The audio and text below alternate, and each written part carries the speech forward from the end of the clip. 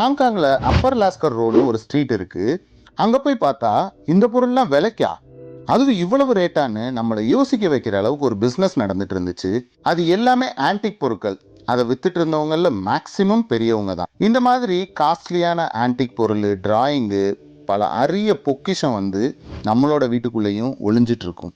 அதையெல்லாம் வித்து வாங்கி அப்படின்னு நம்ம நாட்டோட பொருளாதாரத்தையும் வேலை வாய்ப்பையும் கூட்ட முடியும் அப்படிங்கிறது எத்தனை பேருக்கு இங்க தெரியும்? இந்த மாதிரி மரஜாமான்லாம் செகண்ட் ஹேண்ட்ல விற்கிறது மூலமாகவும் வாங்குறது மூலமாகவும் சுற்றுச்சூழல் எவ்வளவு பாதுகாக்கப்படுதுன்னு பல பேர் யோசிக்கிறதே இல்லை. ரீயூஸ், செகண்ட் ஹேண்டு, யூஸ்டு, பழசு, ப்ரீலவ்டு, ப்ரீ ஓன்டு அப்படின்ற வார்த்தைக்கெல்லாம் இங்கே ஒரு பெரிய வேல்யூ நம்மளால கொடுக்க முடியும். ஸோ அதை தான் ரீஜன் ஆஃப் ஃபோக்கஸ் பண்ணிட்டு இருக்கு.